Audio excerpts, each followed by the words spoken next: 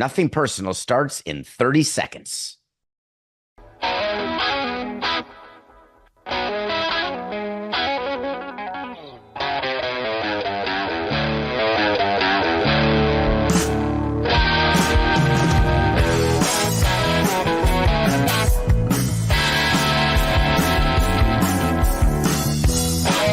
It's just business. This is Nothing Personal.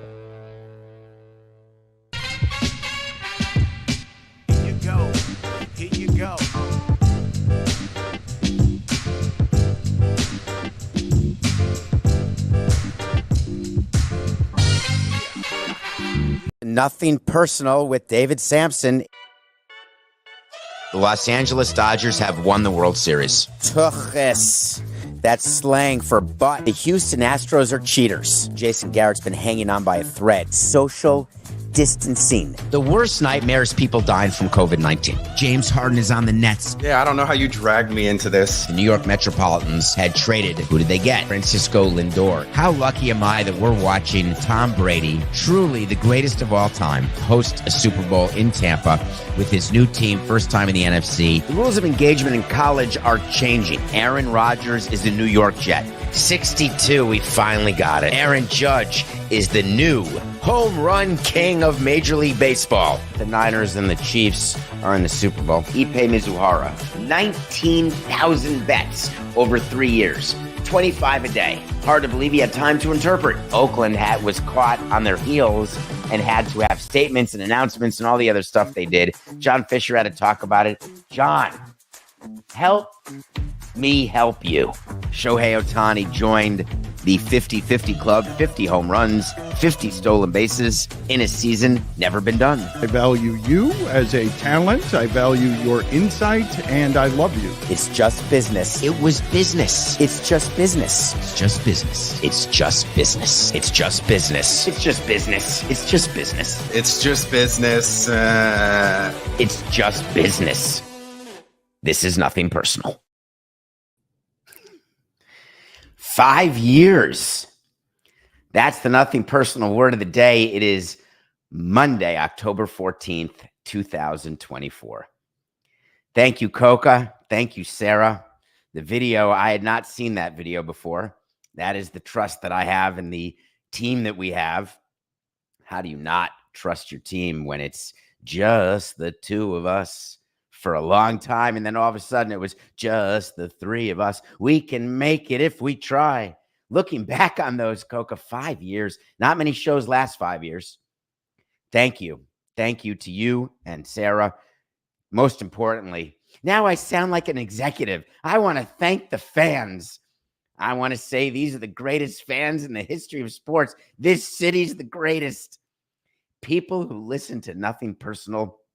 You guys are the number one. That's what I'm supposed to say, except I actually mean it. This is a medium where it really is about the people who listen and watch and engage with you. Many of you know that one of the things I say when I respond on davidsamsonpodcast.com or on Twitter at David P. Samson is how much I appreciate your time and loyalty and that I don't take it for granted.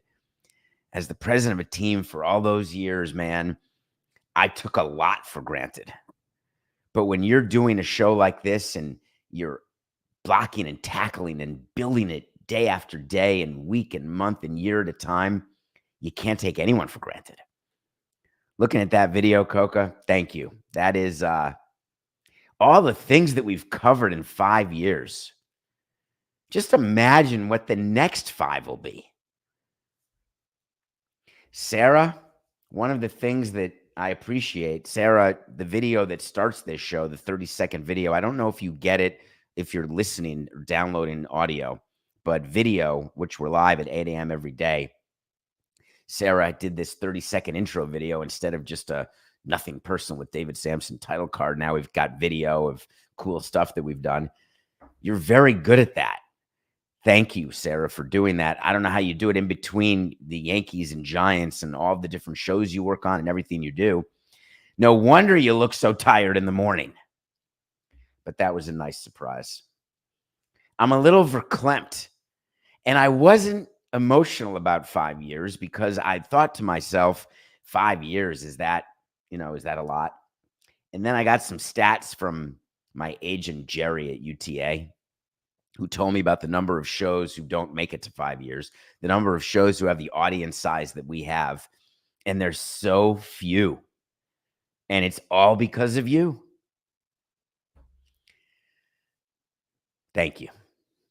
5 minutes, 5 years. That's it. At 10 years, I'll start the show with 10 minutes that are a little maudlin. But at 5 years, you only get 5 minutes because we got a lot to get to. It's postseason. It's not a coincidence that we started the show in the middle of October, trying to capitalize on all of the people who wanted to listen to me talk about baseball. Little did they know that baseball would be only a part of what we did every day. As CBS and now Meadowlark said to themselves, "You're really talking about that?" Yes, I am. 3. That's the number of Mets fans I heard from after the game last night. Only 3. It's so funny. When the Mets win a playoff game, I'm in a circle of group texts, and this is not a look at me, Louie, because you don't want to be in these group texts, because I witness people engage with sports in ways that I don't anymore. I'm not in a group text with anyone who's worked in sports because I love the emotion, the ups and the downs, the despondency after losses, the joy after wins, all the things that I had as a fan that I lost by seeing how the sausage is made. And so I'm a basically one of those participants in a group chat where it's view only, the back and forth, even in the middle of a game. Last night's was game 1 of the NLCS between the Mets and Dodgers. Singa started and was terrible. He didn't even go 2 innings. He had no command. The Dodgers were up 3-0 and they took him out on their way to a 9-0 crushing. And the people were saying, that's it. Series over. It was a good run. That was somebody's text trying to talk in my parlance. Somebody else said to me, we've been outclassed. It's been 2 innings. 2 innings. Explain to me your fandom. Explain to me how, yes, it's a bad loss last night. Yes, it's true. The Dodgers looked better in all respects. Yes, it's true they don't give up runs. They've tied the all-time streak of not giving up runs. It's like 33 innings or something absurd. It's never happened before except one time, but then the other team scored on the 34th inning. So if the Mets don't score by about 4:13 today, Eastern, then you are up against the greatest pitching of all time. Jack frickin' Flaherty. Yeah.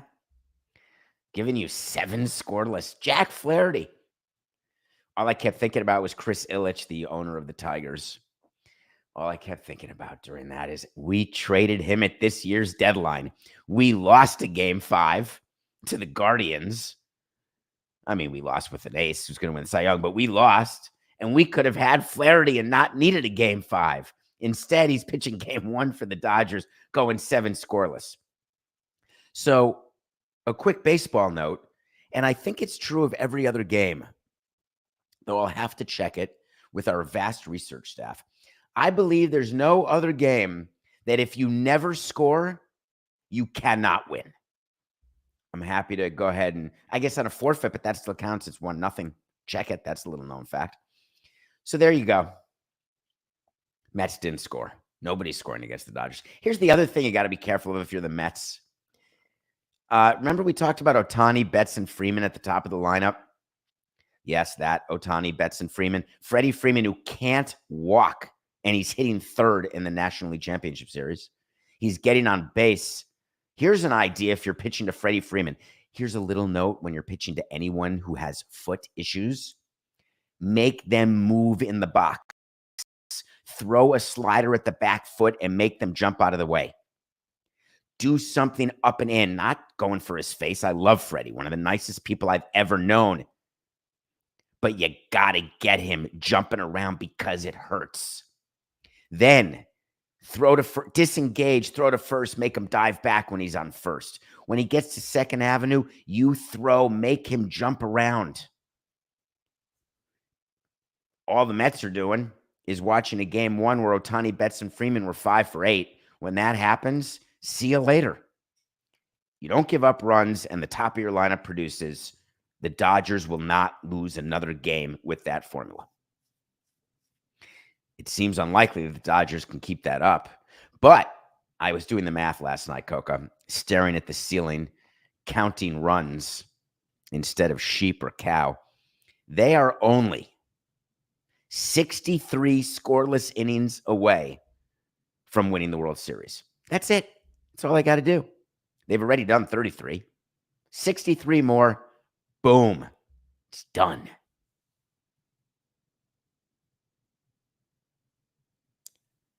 All the managers who I've dealt with, they do things purposefully.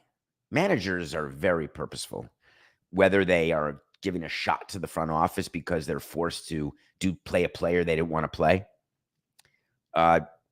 Jack McKeon did that to me. Every manager I've had did that to me, where we'd bring a player up who he didn't want, and he'd put that player in a position. I can't even remember the guy's name. One of the most famous ones for me. We brought up a good young pitcher. I want to say his name was Chris Volstad. If I pulled this, Coca, I don't even want you to look, although you can. Chris Volstad's first ever appearance in the big leagues, there's a chance, and it may not have been him, was brought in on the road with the bases loaded late in the game, asking Jack why that wasn't part of our plan. He said, hey, he's on the team. You got to believe that he can perform at this level. Just a little. Managers also give messages to the players, both publicly and privately, all the time. When Dave Roberts, the manager for the Los Angeles Dodgers, acknowledged that if they had lost to the Padres, he thought that he likely would have been fired. That was a way to see that we certainly would have had. B, he said, I really wanted to get my guys pumped up. That's one of his jobs. I wanted to get them a little relaxed, get them focused on the excitement of a Game 5. This was Friday night in San Diego. He admitted, which is unbelievable, he admitted that whole Manny Machado drama that we talked about last week. Do you remember when Manny Machado threw a ball toward the dugout? And Dave Roberts said, I was very unsettled. It's like he was trying to hit me. And it became this big issue. They put the video on a CD thumb drive and sent it into the league. I think they could just email a clip actually now, but I don't want to get away from the thumb drives. The excitement of plugging in the thumb drive and saying, ooh, what do we got here? MLB looked at it and said, come on, just wasted my time, Mike Hill's time. Turns out that it was all a joke. Dave Roberts acknowledged that it was a calculated move by him. He thought that diversion would be good for his players. He thought that putting the focus on him and how ridiculous it was that he misunderstood what Machado was doing, he thought that was going to be highly and hugely motivating for his Dodgers players. And the worst part is that they have been terrific since then. The Padres couldn't score. They're in the middle of the scoreless streak. The Mets couldn't score. They're continuing the scoreless streak. So Dave Roberts gets to show correlation where none exists. Talk about playing the results. Coming out now in the middle of this great streak where the Dodgers are playing the best they've played all year. Hey, let me tell you, I'm playing chess while you're playing checkers.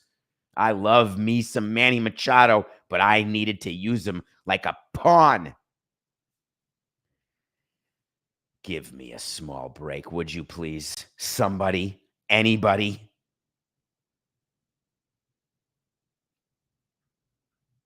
What a series. We got 2 games today. It's exciting. It always made me smile that, do you know that there'll be 2 games done with the National League Championship Series before there's a pitch in the American League Championship Series? The Dodgers could be up 2-0. The Dodgers could be tied at 1, and the Mets will have forgotten about the scoreless streak, forgotten about losing 9-0, and they'll say, hey, we got the split we were looking for. The teams with the highest payroll, 3 of the 4 are in the LCS. The Los Angeles Dodgers, injuries notwithstanding, they're going with a bullpen game in game 2. Want to know the fastest way to get a rule change about how to make starters start and pitch into games? Keep doing these bullpen games when everybody in the world is watching. And make no mistake, these are the matchups for the most part. 3 out of 4 ain't bad that MLB wanted. Mets-Dodgers was their dream LCS matchup. It would have been way better to have the Astros against the Yankees, but Guardians-Yankees is fine. We're set up for the Yankees to make the World Series against either the Mets or the Dodgers. The Yankees-Mets is a mediocre World Series for baseball, but they will come out with stats that'll blow your mind. PR people within the commissioner's office are getting ready right now. Trust me, they're getting ready now. They're writing releases. You're going to see strategically placed releases about viewership, ratings, percentage increases, year over year, most since blank.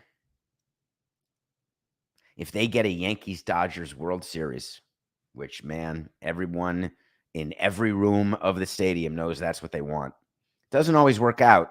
If it had worked out, then we would have lost to the Cubs in the LCS in 2003. It does not always work out. But, man, it's getting closer and closer and closer. Let's talk a little bit about the Yankees and the Guardians. You can't look past the Guardians. Aaron Boone, remember we said that managers have messages for their players or the public? Aaron Boone had a clear message for his players. This wasn't about you, the fan. He was at the press conference table, and he said something, I wish he had chosen a different way to describe it, but he said, I'll rip my arms out. I don't know what that means. I don't know why you'd want to become an amputee. I'll rip my arms out if anyone tells me that Jose Ramirez is underrated. Jose Ramirez is the best player for the Guardians, one of the top 5 players, I would say, in baseball. It is amazing that you've got Ohtani and Judge and Ramirez in the LCS and Lindor. Basically, you've got, wow, does that happen? Almost never, that you've got the top 5 players in the LCS playing. The Yankees have crushed the Guardians this year. I think their run differential is 15, and they won 4 out of 6. But remember, this postseason, every postseason's just different. So Aaron Boone says, don't underestimate Ramirez. Then he announces his rotation. He's going to open with Rodon today in game 1, followed up by Cole, Schmidt, and Heel will be the game 4 starter, because in a 7-game series, you need 4 starters. No team yet in the postseason has played a 7-game series, so we haven't needed to see depth of rotation, but you're going to see it over a long series, which is why if you're the Dodgers, you want to sweep. And if you are the Yankees or the Guardians, you're feeling, all right, we can withstand a 7-game series. I've got some updates to give you just to make sure that you know that part of our 5-year anniversary, one of the things that I love about Nothing Personal is our accountability and our document. Coca, something very funny happened yesterday. It was post-fast. I fasted Saturday. Then yesterday was a day of eating. And I was showing our website, Nothing Personal with David Samson. The website is called davidsamsonpodcast.com, where you can buy merch. By the way, we're going to have numbers for you this week. I just have to calculate how much money is being donated to hurricane relief for Hurricane Milton. So many of you by yesterday at 11:59 p.m. had bought merch. Thank you. Because all net proceeds are going to hurricane relief. And someone was looking at the website and looked at our tracking document. We have a link on our website that shows every word of the day, every pick of the day, every movie we've reviewed, the top 100 movies in my life, but also every wait to see and whether I had it right or had it wrong. And for those new to the show, celebrating 5 years with us, a wait to see is when I tell you something's going to happen.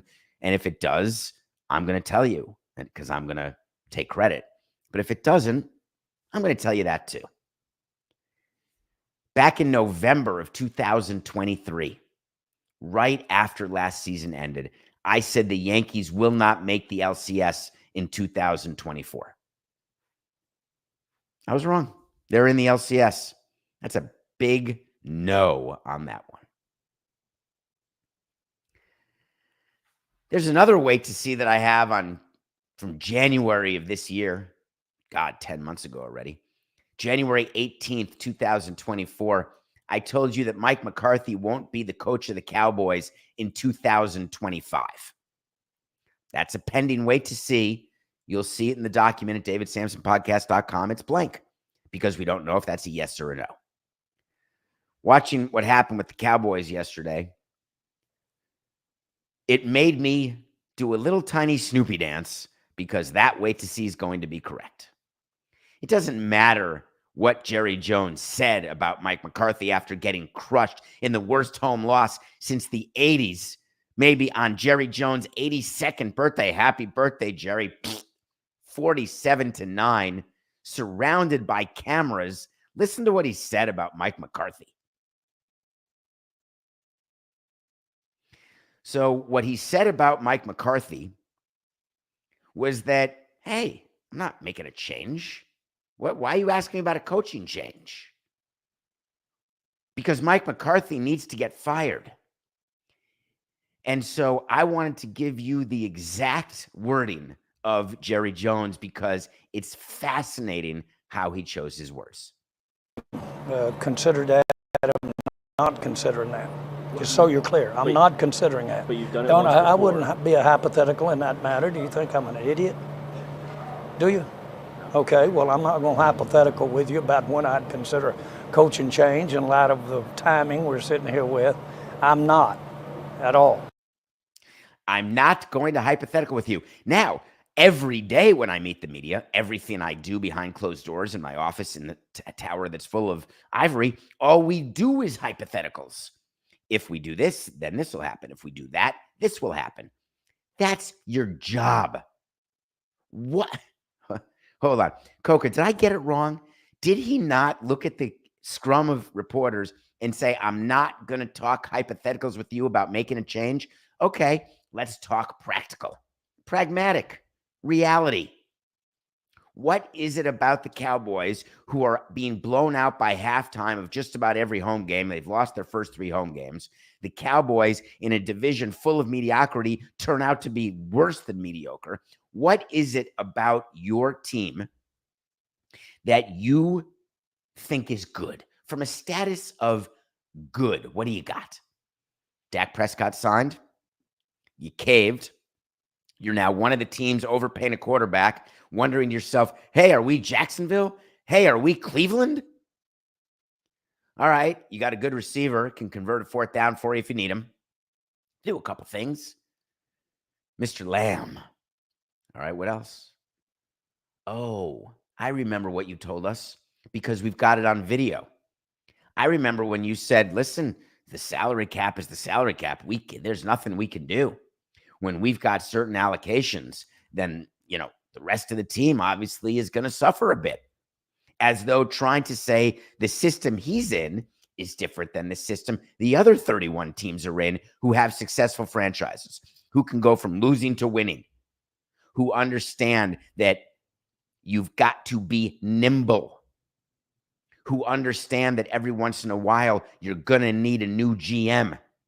There's no owner who has had the same GM since the 80s, 90s. What's he going to do with McCarthy? He's definitely not going to be coaching the Cowboys next year. The question is he going to do a mid-season switch? Do you think the Cowboys can turn it around? They have to. So I think that's what you're going to see. Unless, of course, Jerry Jones looks at the other teams and says, hey, they've got all these great expensive quarterbacks and they stink too. So I don't think I should be the one making a change. I was watching that game, the Lions-Cowboys game, prior to the baseball game. and I was listening to Tom Brady, and then I saw the injury that happened to Aiden Hutchinson. What do you think about when they tell you, don't look if you're squeamish? Do you like that warning? Where's the don't look if you don't want to see like someone getting shot? Where does that come in the movie? Only in the beginning. Violence, smoking. Got to make sure we warn people that they're smoking. Sexual content. Well, what does that mean? What are we talking here? Like if we saw NC-17, we'd know what we were talking about. What do we mean squeamish? Like through one eye? Should we just look tiny? I really hope he recovers. It's so bad when you're a team so good like Detroit and you lose your best defensive player. And it's just the minute you see the leg go full Theismann, you're saying to yourself, that's it. Is it possible he can come back this year? No. Are they going to say he can come back this year? Of course. Could it be a career-changing injury? Yeah. Career-ending? No. Doesn't have to be. I don't miss running a team, Coca. One pitch, one injury, one tackle away from every plan you make going poof, up in smoke.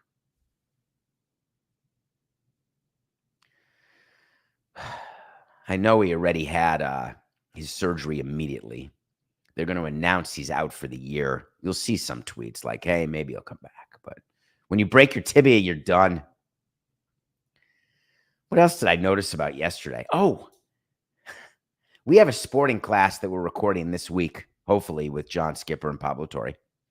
One of the things we've talked about on the sporting class, which is a fun show if you haven't seen it, when the three of us get together. I don't know what to do about that then, Coca. If I have turned it on, I don't mean to. Does that mean when I move, it's moving? Oh, yeah. Screwed up my camera again, Coca. Sorry. I'll try not to move for the next 24 minutes. It's very hard for me. I need to be one of those guys who's seatbelted to his chair during a show. Let's continue. On the sporting class, we talk about things that you think are crazy but end up being true just because Skipper and I have been around the block before. Roger Goodell came out yesterday because the Jaguars were in London. And the Jaguars, as you know, are spiraling out of control with their expensive quarterback. And Roger Goodell came out and said, hey, a Super Bowl out of the country, that wouldn't surprise me. And everyone stopped in their tracks. It became the lead story around the NFL yesterday. With all the other stuff going on the field, Roger Goodell took off-field news and made it newsworthy. I don't think that he intended for it to happen that way because he's intimated before that having the Super Bowl out of the country would make sense. He was in London. There were games in London. He's meeting with people in London. I understand saying, hey, there's a chance here. But I think that's the type of thing that you say privately in order to keep the sponsorship dollars and the promotional dollars coming, which is how the NFL gets paid for doing all these London games. I think that you meet with all of your stakeholders and say, just FYI, I'm serious. I don't have all the votes I need. I'm going to need 24 votes. I'm focusing on getting 24 for Tom Brady and his ownership stake in the Raiders. I'm not focused on 24 for a European Super Bowl. However, I'm making my way to 24 because you know that I know that you want it. And I'm going to convince the current owners that they want it. We're going to get them private planes, every one of them. They're going to get to London. Boom, bing, bang. We're going to get them in to see the royal family, maybe the crown jewels. If things go right, they can even go on the London Eye. But let's not get too crazy. We'll have a bunch of parties, and maybe we'll have people drive on the left side instead of the right side. If you get that, you get that, because that's a funny London joke, Coca. Do you think there'll be a Super Bowl in London? You can bet your bibby. The amount of money at stake for taking London as your tent pole in Europe and for having what would become the single most watched around the world Super Bowl, mark my words, would be the Super Bowl in London. You've got a time issue. As you know, you can't start at 6:30 Eastern because for those not doing the math, that would be 11:30 p.m. Eastern in London. NGTH, not going to happen. Is there a scenario where you do a 1 o'clock game Eastern or even a 4 o'clock game Eastern, which would be 9 o'clock? You can do a 9 o'clock football game. Have things way before, way after.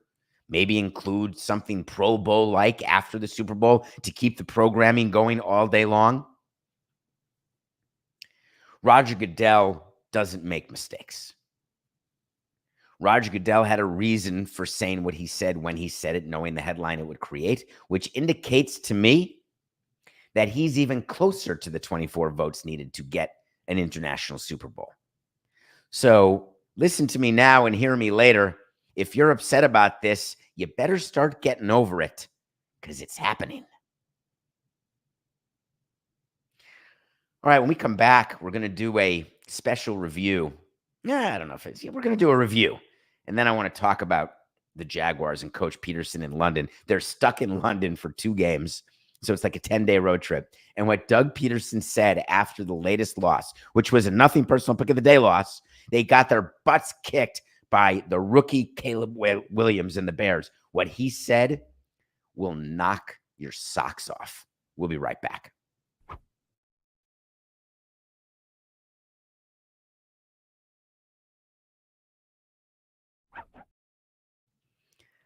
Welcome back to the special 5-year anniversary of Nothing Personal with David Samson. Thank you to all of you who download and subscribe and go right now on YouTube. You're watching. If you're live, amazing. Get in the chat. If you're not live, still hit subscribe. For those of you on DraftKings Network, as we lead into the Le Batard show, thank you, DraftKings, for having us as the lead into Le Batard, your rock of that network programming. I take it seriously, all of it, and we all do. Thank you for 50 minutes of your day every day. I do watch a movie every day. Couple things, Coca. I've got a list here of every movie that I've seen and what we've reviewed gets a star. And then I've got a little note on my phone of current shows. I'm currently watching Only Murders in the Building, Survivor, The Old Man, Disclaimer, and starting Wednesday, Shrinking. So I put down when they debut and then when they end and then what day of the week they're released. That's when things aren't put all out at once. Obviously, this is for weekly shows. Slow Horses had its season finale of season 4 this past Wednesday. I got to it on Thursday. And we at Nothing Personal are slow horses. What does that mean? It doesn't mean that we're in slow house, though maybe it does. It doesn't mean that you need subtitles to watch, but maybe you do. It does mean that you've got an Oscar-winning actor as the center of the show, Gary Oldman, but the supporting cast, which is not a big one, is one that comes to work every day. Every one of the 24 episodes, 4 seasons, 6 episodes, has been unique, special, and furthering a storyline that will capture you and not let you go. Slow Horses is on Apple TV Plus. It's not Ted Lasso. I recognize that we're not the Le Batard show, but man, I've learned how important we are to a slate. Slow Horses is similar to that. You have to have Slow Horses on Apple TV Plus for it to be successful. You can't just have Ted Lasso and then dead air. I am not giving enough credit to the morning show. But that said, it won't be a waste of your time. You really should go back to season 1, which we've reviewed, and watch the 24 episodes consecutively. You do need closed captioning, subtitles, but the performance and the story, not once are you saying to yourself, I don't care what happens to River Cartwright. Not once are you saying, I know they're going to kill a character at the end of every season because that's what they do. I don't want any of these people to be lost from the show. Slow Horses. Just like Nothing Personal. Check it out. Doug Pederson is something else, isn't he, Coco? He really is. Coach of the Jaguars. Thinking everything's going great for him. What are they? 2-12 in their 2-10 in their last 12 games. Remember how hot they started last year? They were 8-3. They were all excited about Trevor Lawrence. Pay that man his money. Gave him a whole vat of Oreos, opening them up by a little twist. And then all of a sudden, they couldn't win a game. The owner of the Jaguars is a man who we've talked about several times over 5 years. His name is Shad Khan. Shad Khan is very good at giving interviews when he's in London because he likes to be in London. He's very good at trying to get public money to build in Jacksonville while spending time in London. Bless his heart. He told the Florida Times Union before the game on Sunday against the Bears, he said, listen, I still believe in them. I believe in the players. I believe in the coaching staff. I believe in Trent. He's the GM. He then went on saying the results are disappointing, blah, blah, blah. But take a look at the second paragraph if you're watching this on YouTube, or if you're just listening, hear this. Every game is competitive. A loss is a loss, but it's about how you lose. To me, the 3 games we lost early in the season, it's disappointing, but we could have won them. Okay, Shad, you've been in the game long enough. You can fight against my consequentialism all you want, but don't you mislead your fan base by saying a loss is a loss, but it's about how you lose. Do you know what's never discussed with your coach or general manager or manager? Hey, man, that was a moral victory. Way to go. We feel so good about that loss. I mean, look at how we came back. Man, we were down 8 runs early, and we came back and only lost 8-6. Chef's kiss. Our guys have fight. They have vigor. They have character. This loss will stand us in good stead as we approach the rest of the season. Those are things we tell you, not each other. And we don't believe them when we tell you.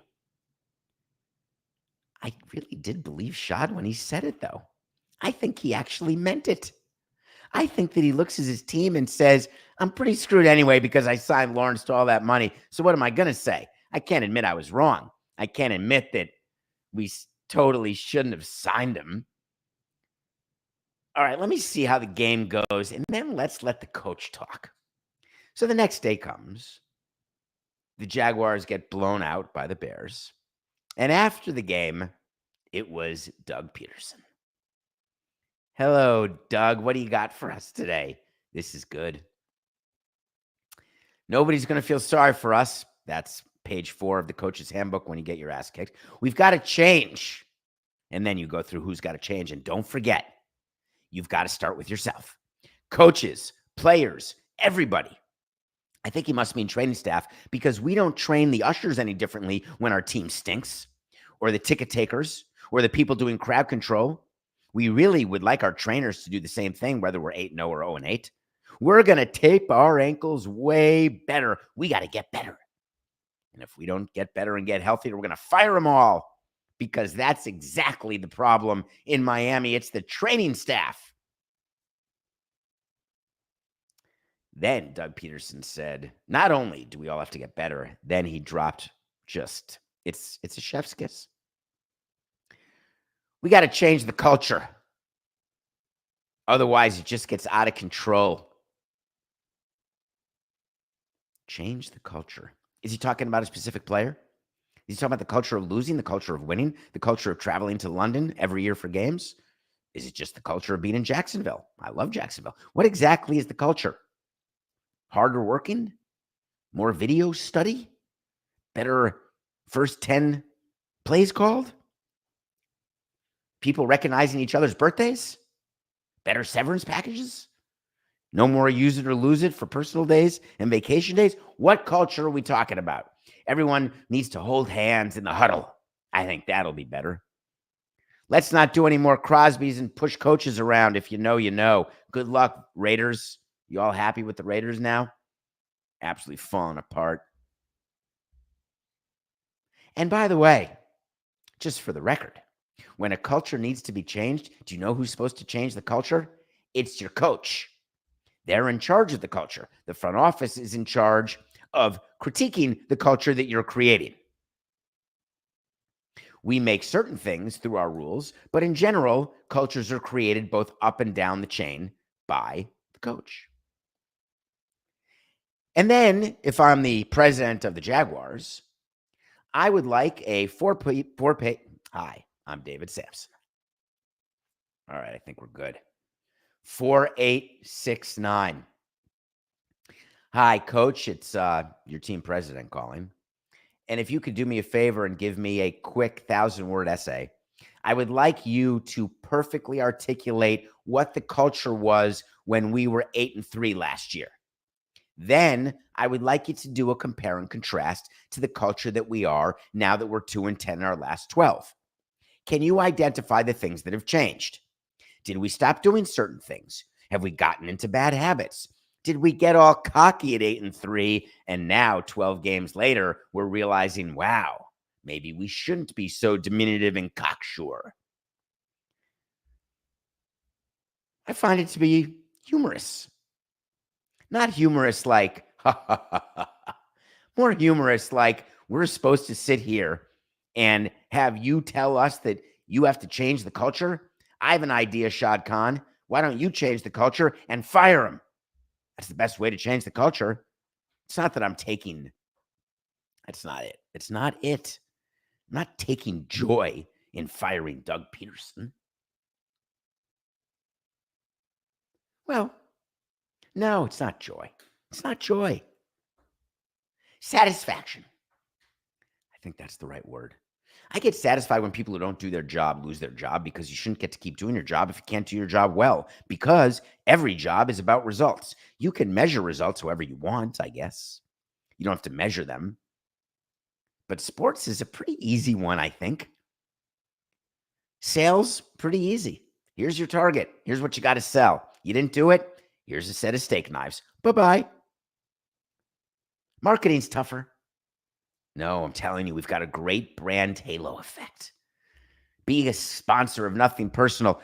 Bring us, send us shaving equipment. I don't know how many you're going to sell, but let me tell you, when you've got a clean punum once a week like Samson associated with shaving equipment, that's pretty good. What's the value? Don't worry about it. Just use part of your marketing budget. It's worth it. The Jaguars, of course, have so many problems off the field that maybe that's the culture they were talking about. The culture where their employee steals from them and then goes to prison and then sues a gambling company because he gambles too much. Wonder if that's the culture they should go for. Good luck, Jags. Enjoy your week in London, and don't forget to look right. Nothing personal pick of the day. I do not like being swept on the weekend. It actually ruins my weekend. I lost Friday, Saturday, and Sunday. In no particular order. Yeah, Scooble gave up a grand slam. What are the odds? Yeah, it's true. Ohtani was going to be in the LCS. Where were you, David? How could you have chosen the Padres to beat the Dodgers when you knew Ohtani was going to be in the LCS? Shame on David. I don't know why I just referred to myself in the third person. Shame on me. Wait to see Padres will win. Nope. Wait to see Detroit will win. Nope. Wait to see Phillies Detroit in the World Series. Nope. Wait to see Mariners Diamondbacks in the World Series. Nope. Jaguars will beat the Bears and we're getting 1.5. It's like a dream come true. Nope. We're 140 and 149. I'm going to do 2 picks today because I'm tired of taking 3 steps back, 2 steps forward. Because guess what happens? You end up right back where you started after a very long time because you keep moving backwards in a circle. Yeah.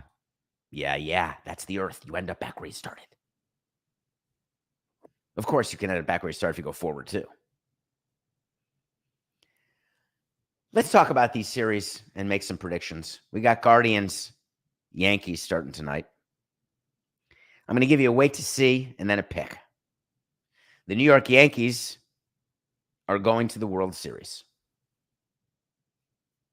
They will beat the Guardians. But the Guardians today are getting 1.5 runs. That's the run line, as you know. It's always the run line. We're taking the Guardians plus the 1.5 runs. Am I saying that Rodon is going to give up runs? Yes, I am. Am I willing to drop right now, odds subject to change, minus 155 to get those 1.5 runs? Yes, I am. Do I think it's possible the Guardians can come in and steal game one? Yes, I do. Just like the Mets came in trying to steal game one against the Dodgers. How did that turn out? We're still taking the Guardians. I'm going to have to do a split screener because how do you not watch the Bills-Jets? How do you not watch Josh Allen and Aaron Rodgers? How do you not watch the quarterback who is what Jets fans want Rodgers to be, knowing that he is not and never will be today? He's too old. Josh Allen, who I can't believe is playing, given the fact that I could have sworn he was unconscious on the turf last week. But apparently he's a big, strong man in no need of blue tents or weeks off. This is as close to a must-win the Jets are going to have this year. The Jets are playing for first place. They're playing with their new coach for the first time. I was wondering whether Robert Saleh will watch the game. I'm going to tell you that he's going to watch the game, but he's going to say he didn't watch the game, but he actually did.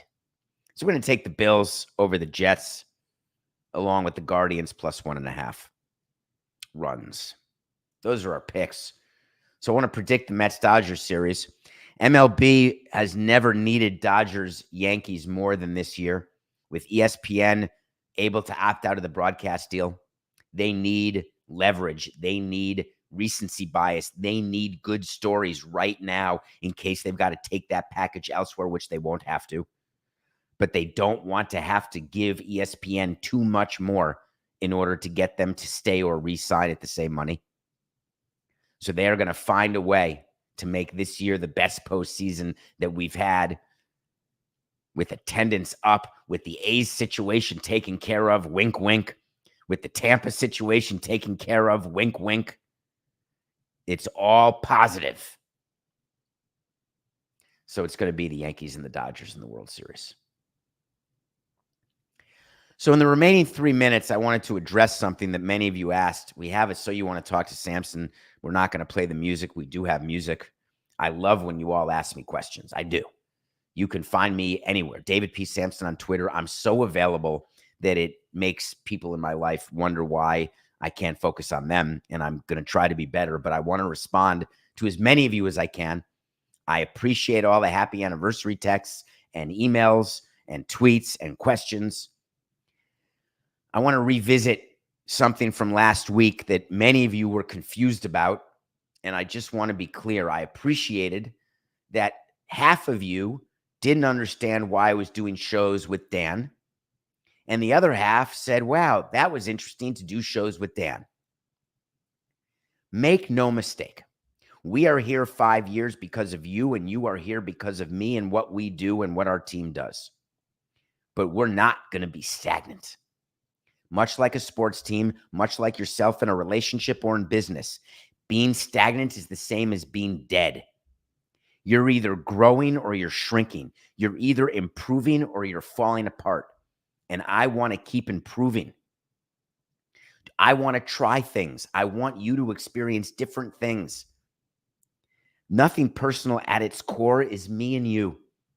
Just talking about things, making observations, peeling off all the layers of crap that executives and players and agents and everyone's trying to present to you, trying to break down important sports stories and pop culture, entertainment, world stories that matter in a way that lets you both understand them and then decide for yourself what you like, what you don't like. I love that not all of you liked what I did last week with Dan. I love that. I need that. I want the input from you. I want you to disagree with what I do, what I try. I want you to get uncomfortable because I'm going to keep getting uncomfortable. The reason why we all need to do that is that's where the growth is. That's where the funny is. That's where the clumsy is. That's where the, oh my God, it looks like a car crash. All of that leads to something. It leads to a change of culture, a firing, and maybe even some awards. I appreciate all of you. A special thank you to Sarah for the video that started this show, and Coca. I really only have one thing to say to you. Let's keep going. It's just business. This is nothing personal.